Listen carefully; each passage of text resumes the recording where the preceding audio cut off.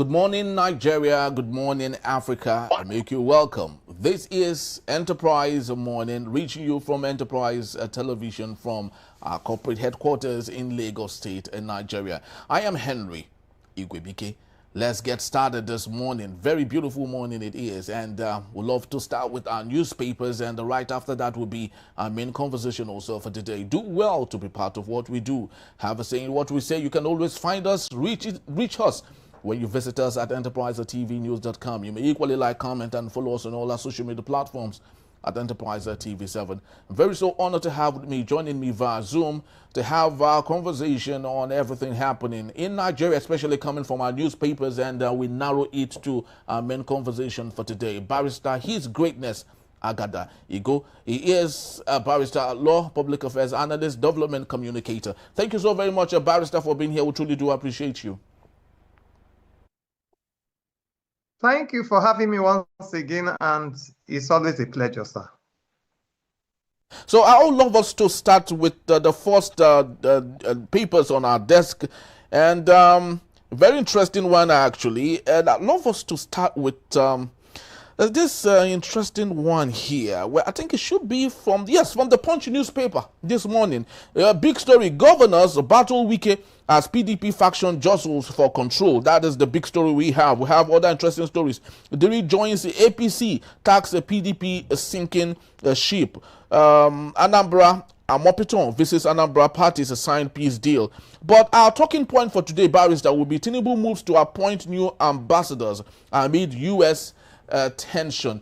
Someone will say that is more like a jacked awake. The president just woke up from a slumber, to realize that we needed ambassadors all the while. I know you have said it in one of our fora while we were having a conversation, that you still do not understand why the president has not picked ambassadors. So do you think that this is coming maybe a little too late, knowing the growing tension that ambassadors would have fixed, especially with the United States of America? You speak to me, Barrister. Yes, I agree with you. You are just spot on. You just hit the nail on the head. It's coming very, very extremely late when so much damage, diplomatic damage, has been done, especially between Nigeria and the United States of America.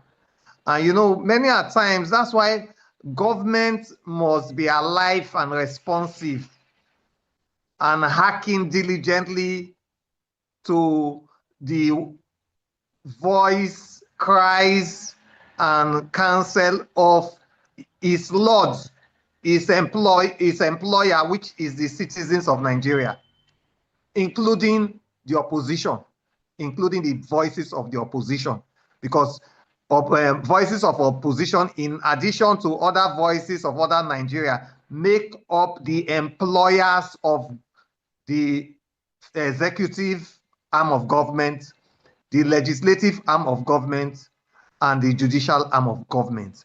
And so when they are telling you, when they are giving you properly guided counsel, you are completely obligated not only to listen and claim to hear, but also to humbly obey. And that's why they are our servants. And so we have been saying this: the essence of ambassadors of country is not a fun fest, not for fun. It was to carry out crucial diplomatic functions in, number one, being able to rightly project the image of the state to the other nationalities of the global world, and also where the servants of the people, the government of the day, feels that there are misconceptions. These diplomatic emissaries help to be able to correct those misinformation and set the correct narrative right in foreign lands. And so we can see the great damage that their absence has elicited. And now you can see, like you rightly said, it's a knee-jerk approach to try to do what we all know as damage control. And this does not even put the government in a good light. So it means that the government is a reactive government and not a proactive government. Because if it is a proactive government, it ought to have seen these kinds of circumstances or even and anticipated them since May 29, 2023 and put in measures to ameliorate these kinds of incidences when they arrive. Yes, it is great. It's not even a little too late. It is a lot too late. But like we say, it is better late than never. And that's what the government has done. Yes, I think that's an interesting one. Better late than never. I do not know, like you've rightly said, I do not know why the government of the day hopes to be very reactionary rather than proactive in their measures and everything that they are supposed to do. But let's take a look at other matters, this time in the aviation sector. A fresh travel tax scheme, what $1 billion sparked a protest. Just recently, a barrister, the Minister of Aviation, said every Nigerian or foreigner leaving the country from January will start paying $11 in addition to what they are supposed to pay for them to leave the shores of the country. That this is a tax that they are hoping the aviation ministry would have and make good the logistics and the infrastructural maintenance. Do you think this is a good development, knowing that it might aid in maintaining our facility, or do you think this is another scheme to defraud Nigerians, knowing that most of this money would not end up for the purposes it is meant for? Speak to me. Well, I feel that it is just one of the various insensitivities of the present administration, insensitivities to the plight, to the painful, overbearing plight that the average Nigerian is enduring every passing day, or such things ought not to come up. Number one, the roads, many of the roads in Nigeria, and I'm talking specifically about federal roads, remain unmotorable, gross unmotorable. Now, the Lagos-Calabar coastal project, which the government claims will help to ease movement within Nigeria, remains a subject of controversy. Travel by rails in Nigeria after, from Jonathan, maybe 2010, 2012, all through Buhari's tenure till now, 12, 15 years later, is still not as we desire it, has not still enhanced the free movement, free internal movement of Nigeria within the nation called Federal Republic of Nigeria. Now, the only place people are now, people who can barely afford it, are now even trying to find a pathway to freely move around is air travel.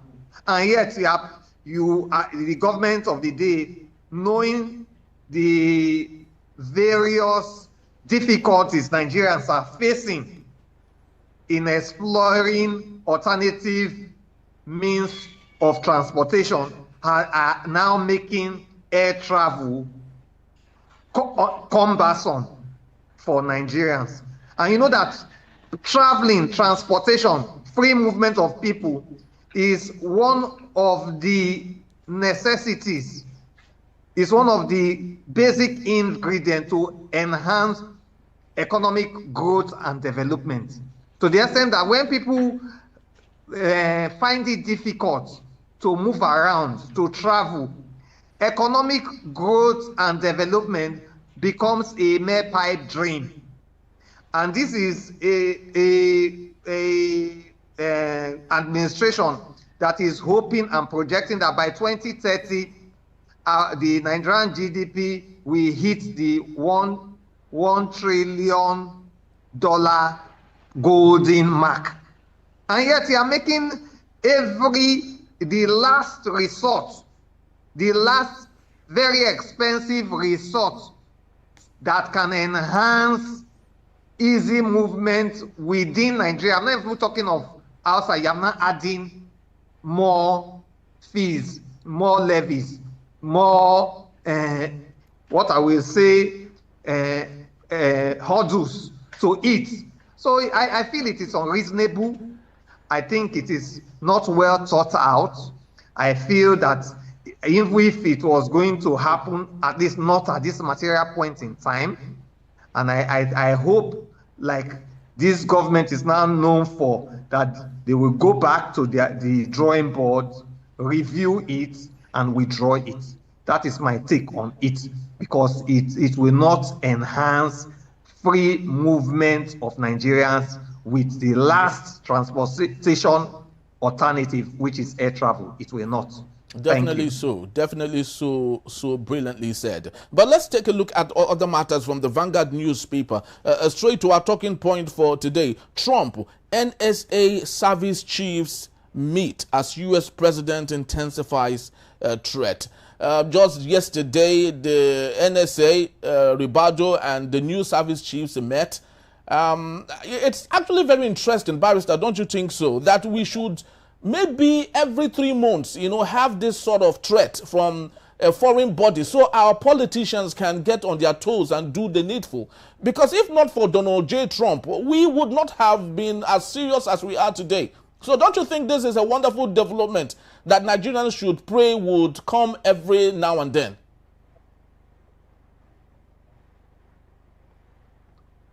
Yes, I believe it's in fact, that's one of the best in terms of our worsening internal security situation in Nigeria. This is one of the best developments that have happened to us since from 2015, during the time of Jonathan till date. Because, of course, you can see that it has completely made all the propaganda that this number one, the security situation is not as worse as it is. The security situation is getting better and better. All those propaganda have fallen flat on their face completely. Any spokesman, any presidential spokesman who is still propagating the propaganda that there's improvement in the security situation, I think that he even in saying it self, I'm sure his body language will definitely speak the alternative, speak the very opposite of that. So it is a wonderful development, and I just hope and pray for the sake of our nation, for the redemption of our nation, that even the Americans will make good their threat. I hope so. Because if you remember, this is not even the first time that the Americans have physically intervened militarily, physically, not words now, not lyrics, not narrative, in Nigeria. Remember some years ago, they kidnapped an American, either an American or some American, and their special forces entered Nigeria, killed the Fulani herdsmen, the supposed Fulani herdsmen who held them, who kidnapped them, and rescued them. And we Nigerians, we were not aware of it until when they have even left our soil, before they informed us of the development. They informed us. And again, too, you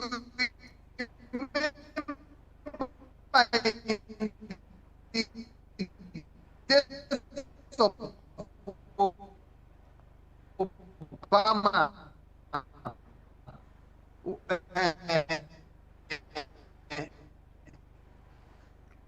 you know, one of the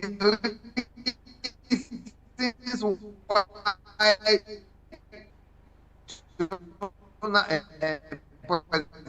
former President Jonathan was voted out of office.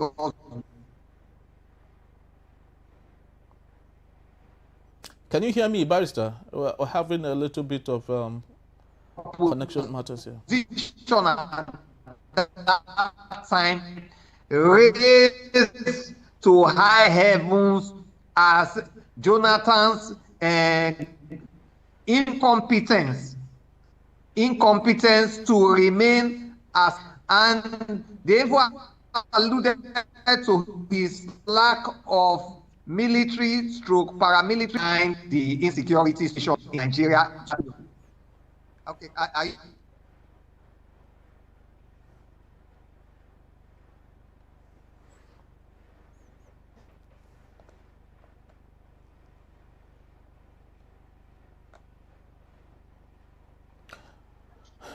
all right, we're still having a bit of a communication issue there.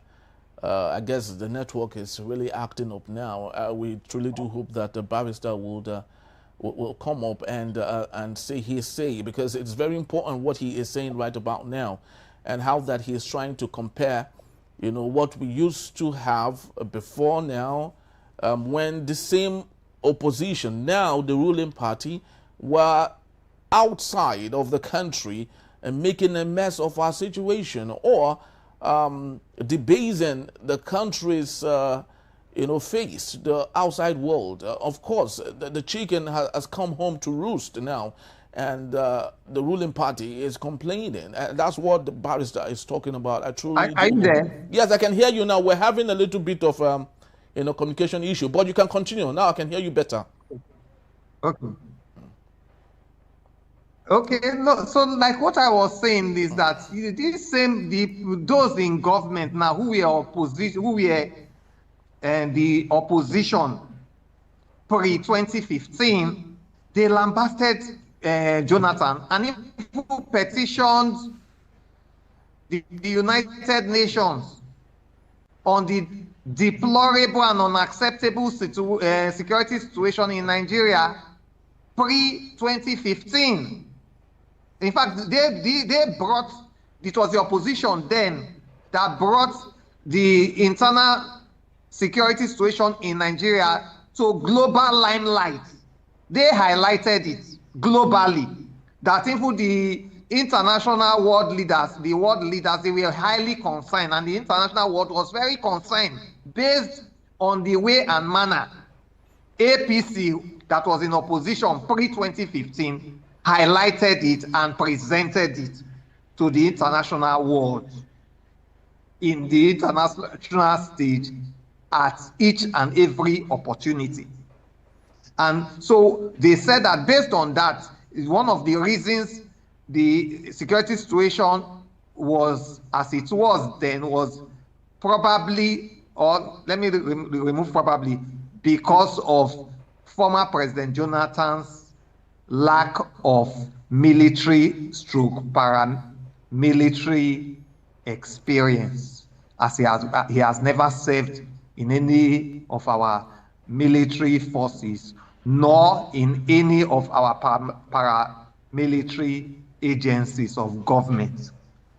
So that was the issue then. And you remember when Chibok girls were kidnapped, the opposition feasted on it greatly. Very well. Feasted on it. And people then, the Americans, Obama's wife campaigned for the release of Chibok girls. Yeah. And Obama also campaigned heavily. And from Jonathan's, and that's one of the Buhari promised to get all the Chibok girls released if he's elected. And one rumor, let me say it's a rumor, one information that came out to the public space was that the Americans actually wanted to help us in getting the Chibok girls released. But when they shared certain strategic security stroke information with certain quarters, for strange and unknown reasons, it got to the terrorists. The terrorists got hint of it. And because of that, the Americans withdrew their support to contain the terrorists and release the Chibok girls. And I don't think that government has come out to even deny that news, that it was a rumor. Government has not. And because of that one, the Americans stayed back. And that is one of the reasons they said that when the Americans freed their own, when they were kidnapped by Fulani herdsmen, they acted alone. They went solo without informing even the Nigerian authorities of their intention and of their mission. And it was days after they have successfully rescued their kidnapped citizens that they informed the Nigerian authorities. And so there's no ego when you are really in a very deep, consistent, persistent, and problematic situation. I encourage, if you need help, say you need help. This is a situation we have been dealing with, especially let's simply leave Jonathan's era from 2015 till now, and there seems to be no headway. So if the Americans say they want to come and help us flush away the terrorists, please, they are welcome. Why not? Let them come. They know where they are. They have satellites in space. They track their every movement. Their military strategies, they will not sell out to the terrorists. So it is a welcome development. Let them come and help us to deal with this scourge once and for all. We thought after getting to Kano Jet that will solve it. It did not. We thought after change from Buhari to Tinubu, it will. It has not. From Jonathan to late former president Buhari, security situation became hydra-headed. There was now a dimension of banditry. There was now a dimension of killer headsmen. It spread from northeast, where it's anchored, to north central, northwest, southwest, in a way southeast, and even south-south. South-south is spread throughout the whole Nigerian Federation. So it is a welcome development for President Trump and the Department of War of the United States of America to come and intervene and once and for all flush out these terrorists and this terrorism that has lingered in Nigeria for over 10 years and still counting. After all, Israel felt that the nuclear program of Iran was a threat to their existence. And they pleaded with America as strong as Israel will. An American came and bombed their nuclear sites. And this threat ended. 12 days war. Even Israel was at war for about 12 days with Iran. Even though they hit the nuclear site, it did not cause much destruction to the nuclear site, because they were hitting deep down under the mountain, about 200 to 300 feet underneath the mountain, underground. That's where their nuclear sites were located. And so the Israel used their own sophisticated missiles to hit them, but it didn't do much damage until America came, only on one operation, hit these same sites with their own missiles that can go as far as 200 feet underground.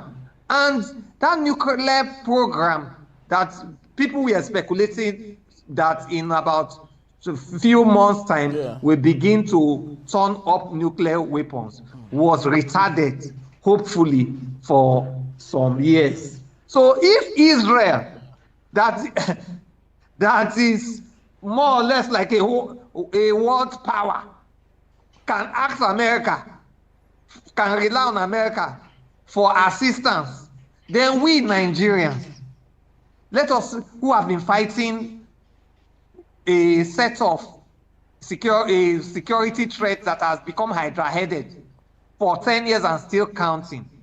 What makes us, what is the pride, what is the ego that will deny us the humility of requesting for Americans' help and even military assistance to come and deal with this security scourge once and for all, for the good security, safety, and benefits of all citizens of Federal Republic of Nigeria. That is my appeal, and that is my position. Very well said. Very well said, Barrister. And ironically, it's beginning to look like Republicans are more better, you know, with issues like this than Democrats. I would love to believe if it was Kamala Harris, we would not have seen something like this. We would have been hobnobbing, you know, with the United States while the things are still getting bad and nothing is done about it. So I do not know if we might begin to fall in love with Republicans in America, because they understand the threats, they know what to do with it, and we just hope that things will get better in the overall. Just to let you know. Well, yes. Well, sorry, sir. Yes, I personally, I am more in tune with the Democrats. Really? I'm more in tune with the Democrats. I'm not an American. I cannot say. Yes, but the Democrats have not. You remember it was during remember it was during Barack Obama that all of these things was allowed to fester. He knew the right thing. He understood that Muhammad Buhari was not the best solution for Nigeria. They saw all of these things knowing how good they are with security, but they allowed it to go on. But it only took the action of a Republican president to quench all of the things, not just in Nigeria, but across the globe. Sir, like what I'm saying is that personally, ideologically, yeah, I am more related to the Democrats than Republicans, especially if you bring President Trump into the mix. But you know, in every administration, like there are so many things I condemn and completely condemn in President Trump's administration. He's the way he's going about immigration, the way he's even going about, the way he went about granting pardon to the insurrectionists of January 9th, the way he handles his cabinet meeting, where it is not becoming like an African cabinet of praise singing. Before any cabinet minister makes submission, they must praise President Trump, and after finishing, they must praise him. That's how, if you have followed it. Yeah. If you watch many of his ministers, including the Attorney General now, followed the way when they are summoned before Congress or the Senate and they are being questioned, they show arrogance, rudeness. They displayed lack of accountability and an unwillingness to subject themselves to accountability. And of course, the emergence of President Trump since 20th of January 2025 has made America the more divided than they have ever been in the history of America. And even President Trump's lyrics does not even help issues. He is very erratic and unpredictable. He can say one thing today and do another thing tomorrow. You can see today his handling of the Ukraine-Russia war has been of a total disappointment. He has worsened the path to peace based on his siding with Putin, based on his acting as if he has an unknown debt to Putin, which he must pay through the resolution of the Russia-Ukraine war in favor of Russia. But having said, and my list is still very long. I still have so many things again that I'm disappointed in President Trump. And I'm not surprised anyway, because we all expected it. And that's why we prayed and hope that President Trump does not ascend the American presidential throne for a second time, but it happened. But be that as it may, in every rule, there's an exception. Even in every administration, there should be something, one good thing we should be able to pinpoint about that administration. And I think that one of the good things that we may be able to point to at President Trump's presidency is the way he has taken the security situation, the security threats in Nigeria. And it appears to me personally that even the Americans are more concerned about the deplorable security situation in Nigeria more than our Nigerian servants. That's the truth. That's because when 200 farmers were killed, we didn't really see any national. All right, I think we have a little a break there, and we have to leave it at this point. Hopefully, Barrister will join us on our main conversation. That is when we return. Wike dismisses claims of Christian genocide as political propaganda. That in a bit is still Enterprise Morning. Don't go anywhere. I'll be right back.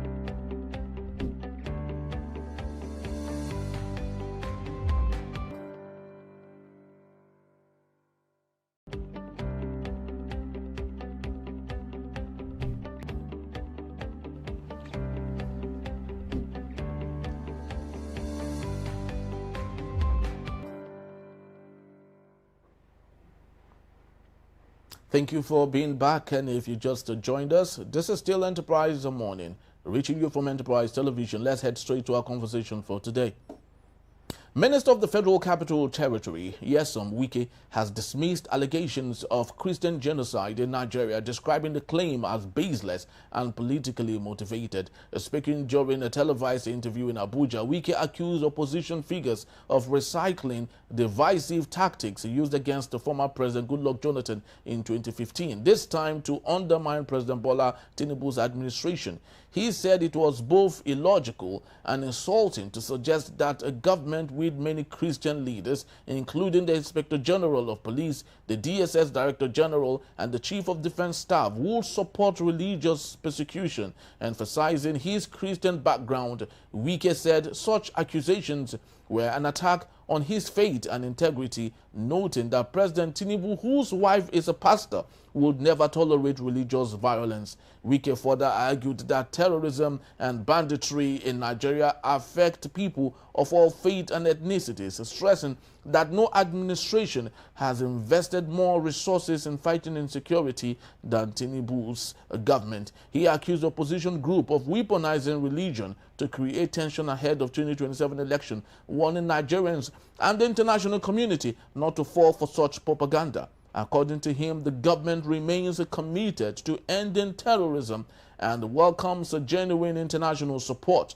but will not allow internal security issues to be politicized.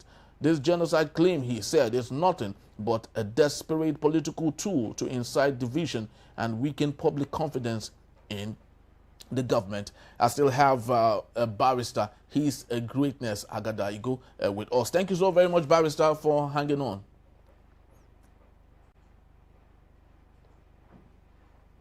Can you hear me? Yes, I can hear you very well. Thank you so very much for hanging on. Okay. Thank you very much. Yes. Because I can't see my picture, so I was wondering whether I've lost you completely. Okay. Yeah. I had wanted to ask you on the issue of Barrister Nyesom Wike, who is a colleague of yours, and what he is saying. You know, we know how to leave the message and concentrate on the messenger.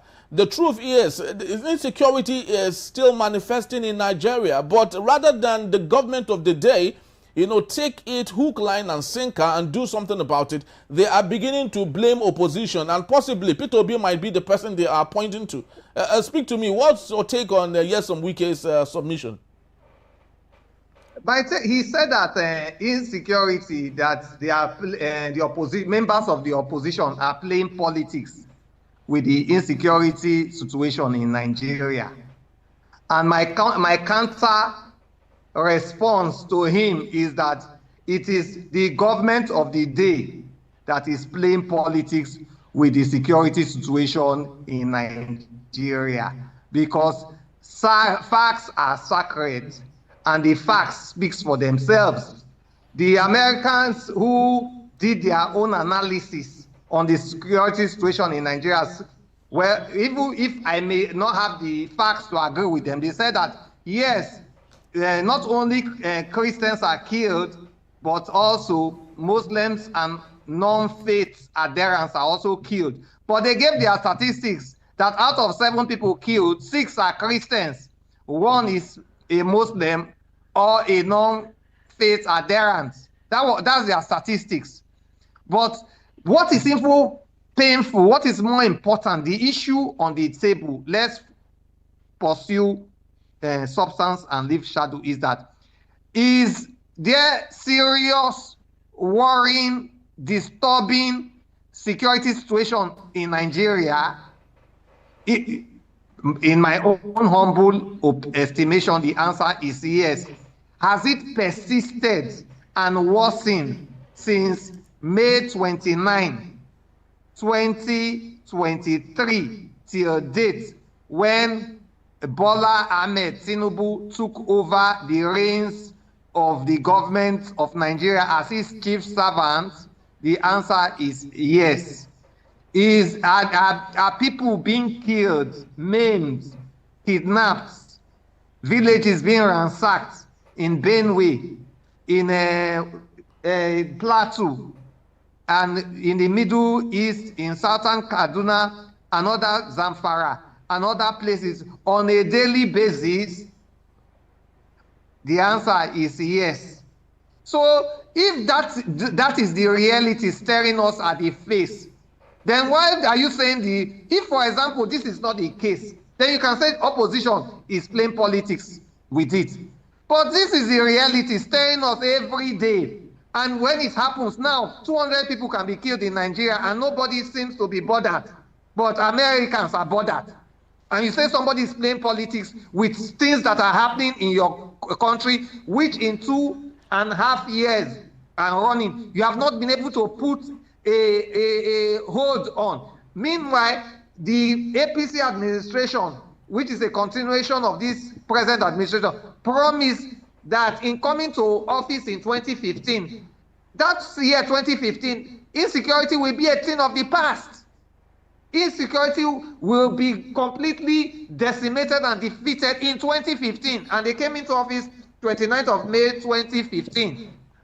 Now we have passed that whole year 2015. Insecurity did not come to pass. Buhari has finished his 8 years. Insecurity, it was still ravaging the whole country, and with Hydra-headed dimensions. And Tinubu came, he said he will address insecurity 2 years plus in his government. Insecurity is now like normal. You know, normal life in Nigeria, it has not been normalized.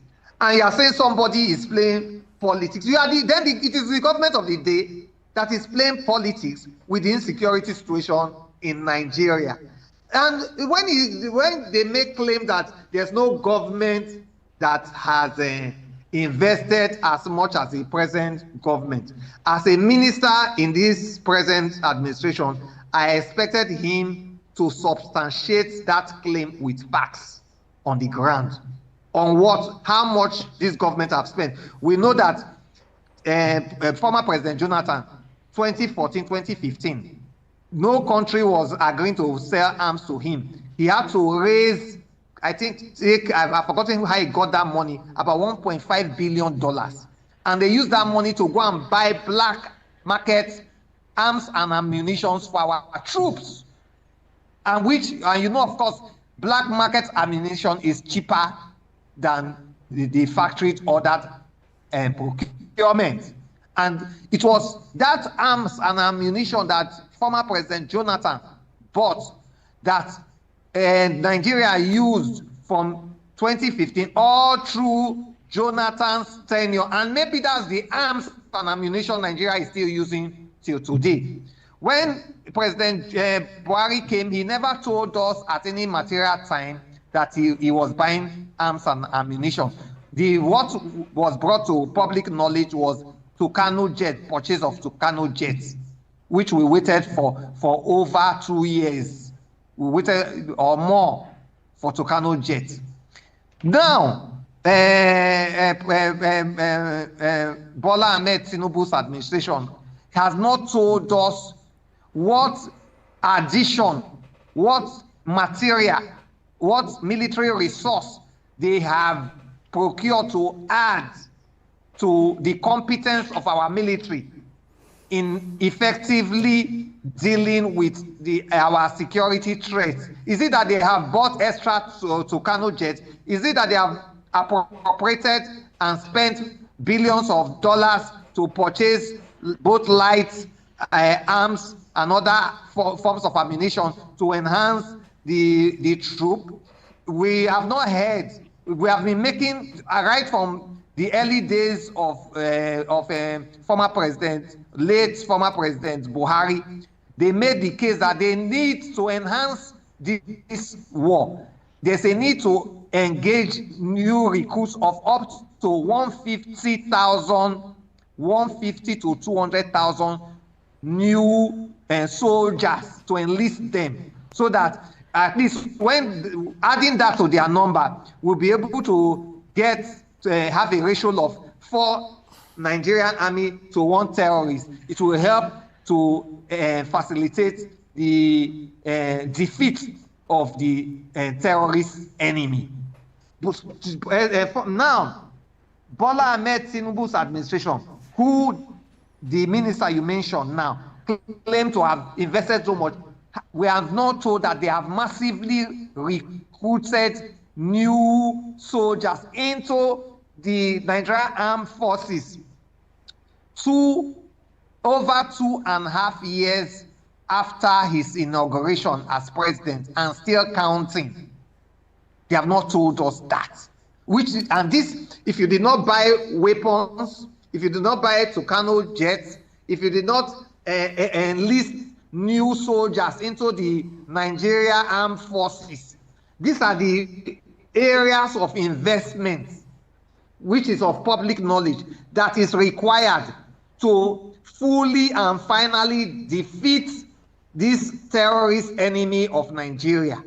And we are not aware, except it is done privately, we are not aware that the present government has made investment in these 3 areas that I have itemized. So the claim, and he has not even, the Minister Wike did not even bring statistics, did not support his argument with statistics that during Jonathan's time, Jonathan invested $5 billion in the Nigerian armed forces to fight the Boko Haram and other terrorist organizations. During Buhari's tenure, Buhari invested $3 billion in equipment, in recruiting new soldiers, and in other employing other military devices in fighting Boko Haram and other terrorist organizations. Then in the 2.5 years of Tinubu's administration, Tinubu has invested $50 billion in providing both light and heavy equipment to Kano jets and employing 200,000 new soldiers, enlisting 200,000 new soldiers into the Nigerian army to help to finally conclude the defeat of the Boko Haram and other terrorist organizations. He didn't lay out any statistics. This is how a minister of Federal Republic of Nigeria, who has the statistics of government expenditure in the tips of his finger, this is how you lay it out to the public. Then the public will not be assured and comforted that indeed the present administration has invested heavily. In fact, the present administration, by virtue of his unusual and the radical investment in the Nigerian military for the war against terrorism, has, by that action, declared a state of emergency against Boko Haram and all terrorist organizations in Nigeria. So he merely asserted, without backing it with any factual proof, or nor did he provide any financial expenditure statistics to support that assertion. So that assertion, in my own mind, is hollow and completely unreliable.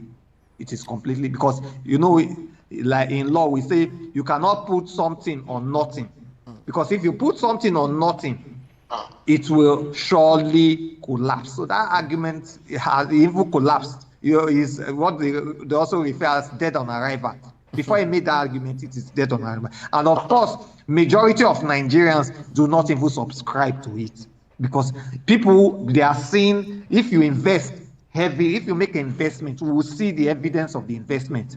If you make investment in the war against Boko Haram, banditry, criminals, armed robberies, kidnappers, we will see the evidence on the streets. We will see the evidence in Abuja, Kaduna roads. We'll see the evidence in South Kaduna. We'll see the evidence in the Benue, in Taraba, in Plateau. Up till now in Nigeria, farmers still pay homage, pay fees, harvest fees, farming fees to bandits and thieves in order to access their farms up till now. So if that kind of investment which the minister described without providing any expenditure statistics is true, then it will help to enhance food production. It will enhance the reduction of food prices, because this is supposed to be harvest season in Nigeria. This is supposed to be harvest season. The rains are off. It will see it in food prices. We'll hear, even those of us who are not staying in those volatile regions in Nigeria, we have friends there, we have relatives there, we have cousins, we have colleagues there. We see here that it is now a thing of the past. It is now a thing of the past. So if the security threat has not been dealt with, how can you now, how dare you say somebody is playing politics with a situation that is life and death, lives and properties of Nigerians are daily being threatened, are daily being deprived, are daily being destroyed. So who is playing politics with what? If this is actually the situation, are we supposed to say, are those who are suffering this brunt, including the Christian Association in this northern region, daily, are they supposed to change what their experiences are and now also begin to sing praises that the security situation is improved, is better, when the experiences that they are undergoing, that they are going through, the agonizing experiences is otherwise, shows otherwise? So clearly, like we say in law, the facts speaks for itself, ipso loquito. And the saving grace now is that the Americans have shown interest in our deteriorating security situation. My own worry, my personal worry, what I was saying before we lost network, is that President Trump is known for flip-flop. At times, he says what he doesn't mean and mean what he doesn't say. So I hope that what he has said, the commitment he has said in his truth page,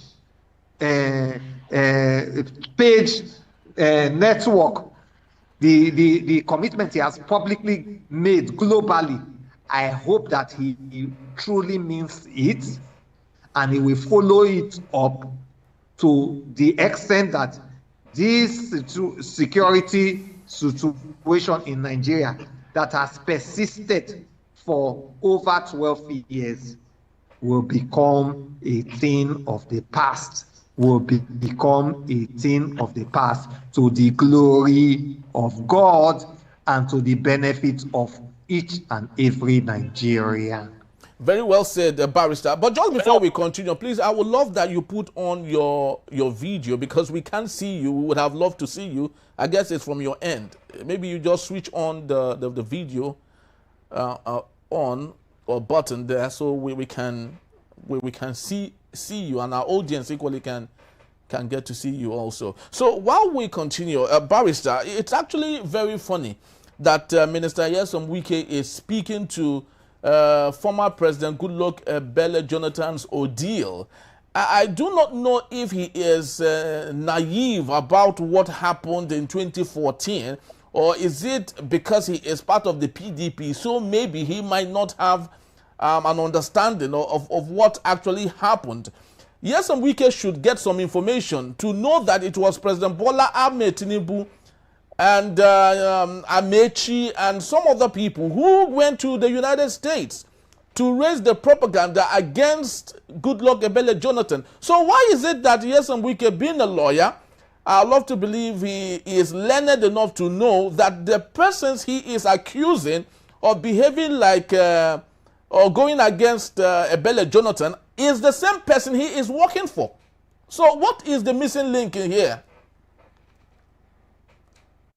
There's no missing link. If you understand Mr. Wike very well, he has a comprehensive knowledge of all that happened in 2014 and 2015 better than you and I and many Nigerians even put together, because of course, you know, he was an integral part of former President Jonathan's government.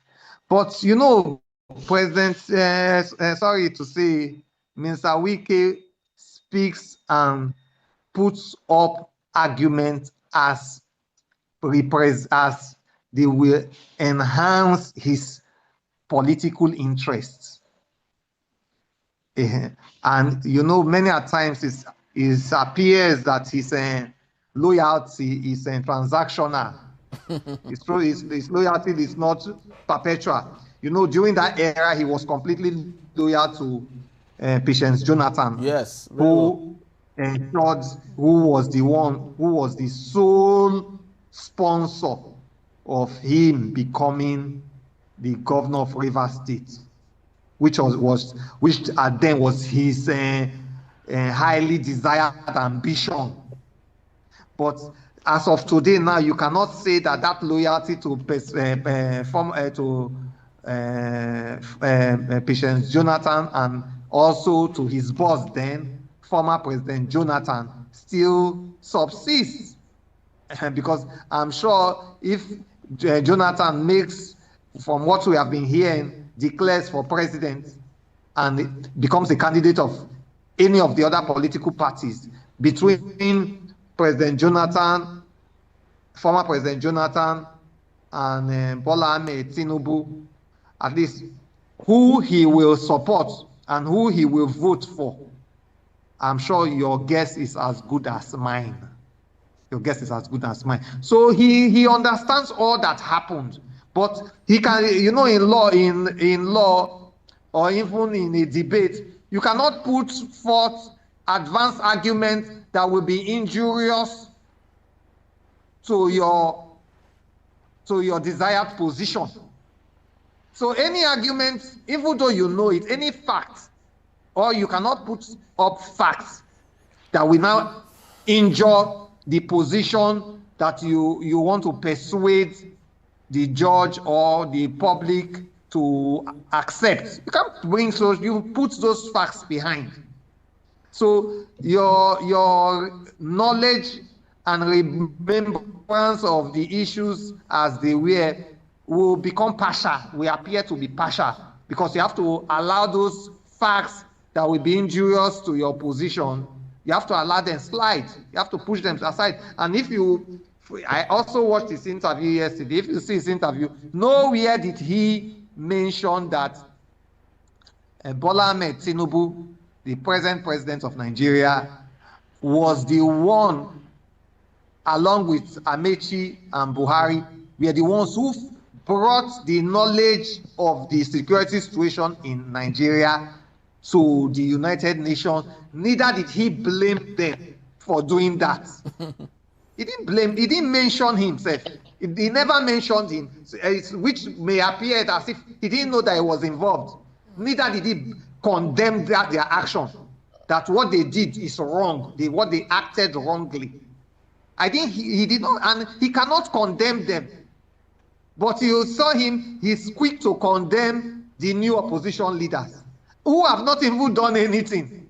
It is the truth about the whole thing is that no new opposition leader has taken may have taken the security situation of Nigeria to the United Nations and into America. The United Nations and America, they're only following up from where those who were in opposition pre-2015 took it to them. They are following up, they are watching the progress, they are observing it, they are still evaluating it, and they are worried that even after the opposition leaders, Buhari, Tinubu, are now at the reins of affairs, it has, instead of it to have even been decimated, it has escalated. It has taken alarming hydra-headed dimensions.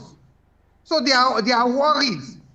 So, and that's why we say that I'm saying here and now that whoever is not relaying the true security situation of Nigeria, whoever is not ready to admit it, whoever is not ready to ensure that the drastic solutions, because to solve the security situation as it is now, my proposition is that drastic and unusual solutions must be carried out, must be marshaled. The usual stick and carrot approach cannot suffice anymore at this stage. You must be able to take massive and unusual strategies, and that's why I even subscribe that at this stage, if the Americans can come and help us militarily to decimate the terrorists, please, they should come. That is an abnormal and extraordinary solution.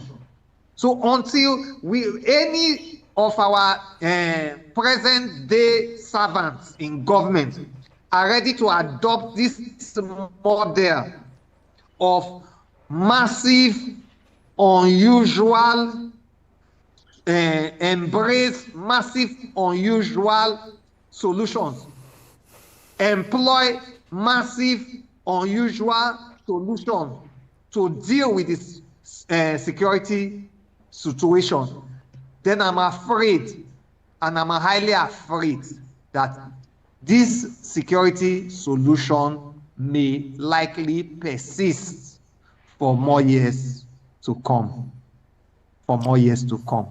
But going back, let me conclude by going back to where you called me. The narrative that Minister Wike highlighted is to those narratives that enhance his present political interests, but they are not the full story.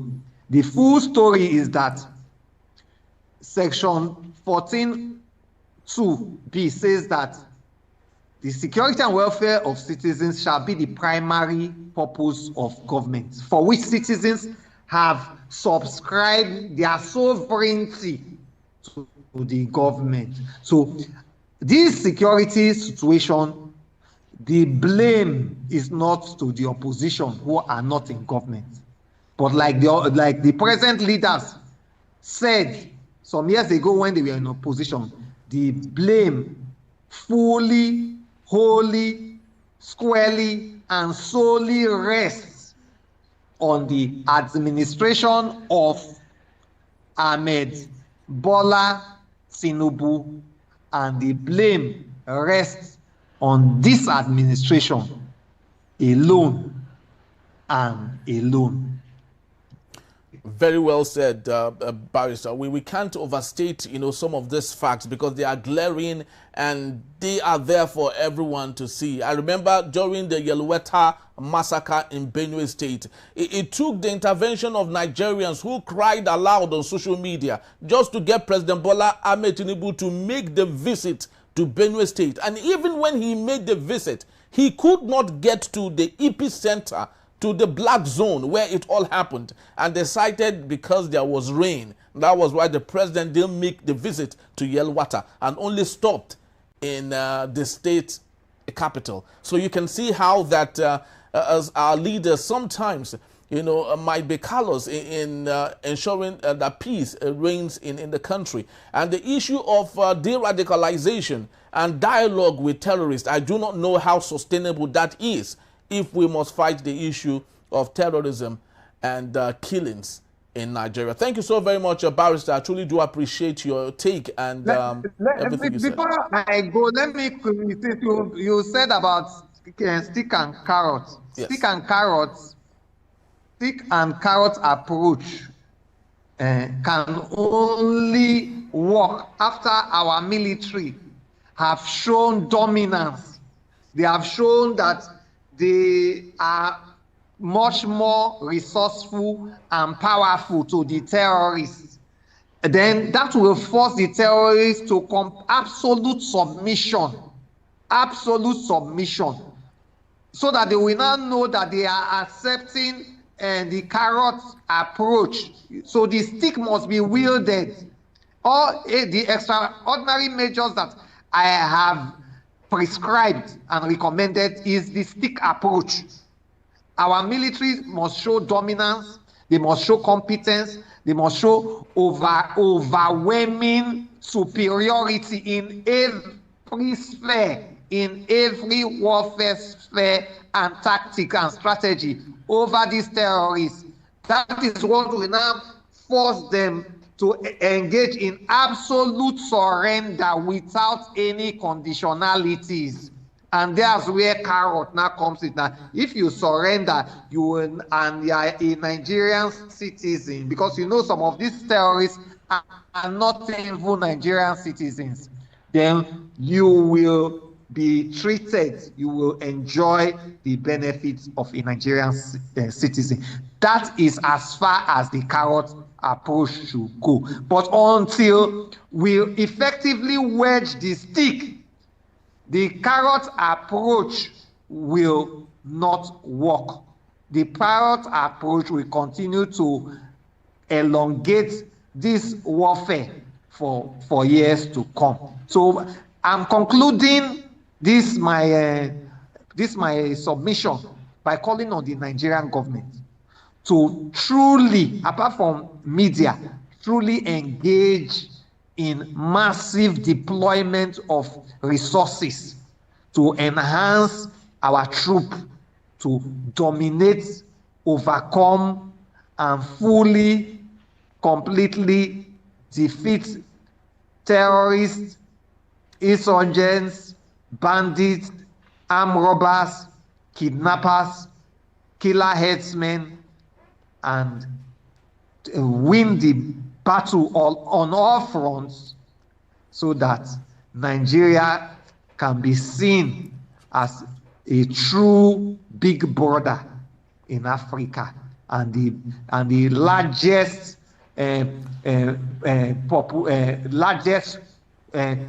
congregation of black people in the world, and we can earn our respect in the global stage, in the international stage, in the African stage, and in the West African sub-region. This will be my final recommendation.